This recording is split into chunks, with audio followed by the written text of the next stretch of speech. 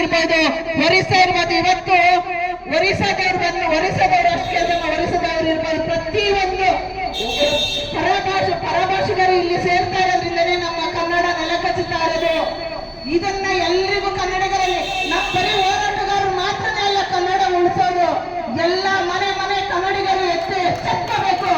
ನಾವು ಮಾತ್ರ ಏನು ಮನೆ ಕೆಲಸ ಇಲ್ಲ ಅಂತ ಬರಲ್ಲ, ನಮಗೇನು ಇದರಿಂದ ದುಡಿಮೆ ಇಲ್ಲ, ನಮ್ಮ ದುಡಿಮೆ ನಮಗೆ ಸ್ವಂತವಾಗಿ ಇದೆ. ಇವತ್ತು ಏನು ನಮ್ಮ ರಾಜ್ಯದಲ್ಲಿ ಯಾವುದೇ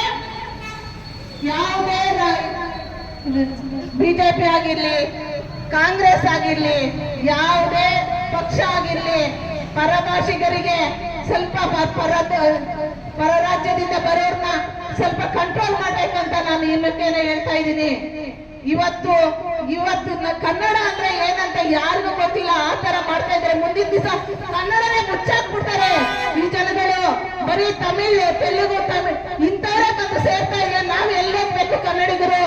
ದಯವಿಟ್ಟು ಇನ್ನು ಮುಂದೆ ದೊಡ್ಡ ಮಟ್ಟದಲ್ಲಿ ಹೋರಾಟ ಮಾಡೋಣ ಇದಕ್ಕೆಲ್ಲ ಅಂತ ಹೇಳ್ತಾ ಈ ಮುಖಾಂತರ ನಾನು ಹೇಳ್ತಾ ಇದ್ದೀನಿ.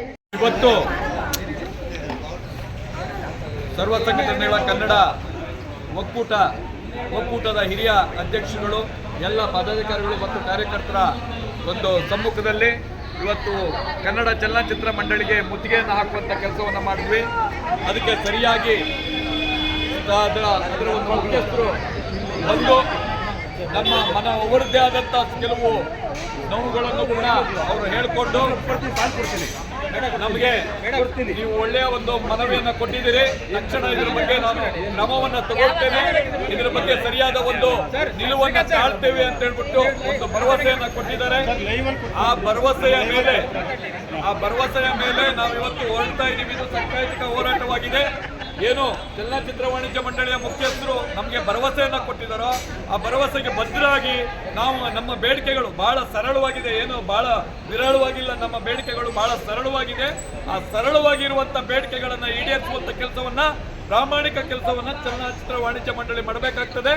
ಮಾಡಿಲ್ಲ ಅಂತ ಹೇಳಿದ್ರೆ ಮುಂದಿನ ದಿನಗಳಲ್ಲಿ ನಾವು ಕೂಡ ಮತ್ತೆ ಬಹಳ ಉಗ್ರವಾದ ಒಂದು ಹೋರಾಟಕ್ಕೆ ನಾವು ಹೊಣೆಯಾಗಬೇಕಾಗ್ತದೆ. ಅದಲ್ಲದೆ ಚಲನಚಿತ್ರ ವಾಣಿಜ್ಯ ಮಂಡಳಿಯಲ್ಲಿ ಬಹಳಷ್ಟು ಸಮಸ್ಯೆಯನ್ನು ಅವರು ಹೇಳಿದ್ರು. ಅವರ ಸಮಸ್ಯೆಗೆ ಕೂಡ ಅವರು ನಮ್ಮನ್ನ ಕರಿಬೇಕಾಗ್ತದೆ. ನಾವು ಅವ್ರ ಜೊತೆ ನಿಲ್ಲುವಂತ ಕೆಲಸವನ್ನು ಮಾಡ್ತೇವೆ.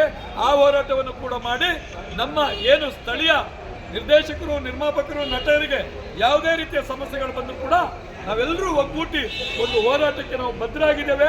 ಯಾವುದೇ ಕಾರಣಕ್ಕೂ ಬಿಟ್ಕೊಡುವಂಥದ್ದಿಲ್ಲ. ನಾವು ಚಲನಚಿತ್ರ ವಾಣಿಜ್ಯ ಮಂಡಳಿಯ ಅಧ್ಯಕ್ಷರುಗಳಿಗೆ ಮತ್ತು ಪದಾಧಿಕಾರಿಗಳಿಗೆ ಹೇಳೋದು ಒಂದೇ, ನಾವು ಕೊಟ್ಟಿರುವ ಮನವಿಗೆ ಸರಿಯಾಗಿ ಸ್ಪಂದಿಸಿ, ಇಲ್ಲ ಅಂದ್ರೆ ನಮ್ಮ ಎರಡನೇ ಹೋರಾಟಕ್ಕೆ ನೀವು ಸಿದ್ಧರಾಗಿ ಅಂತ ಹೇಳ್ತೀವಿ.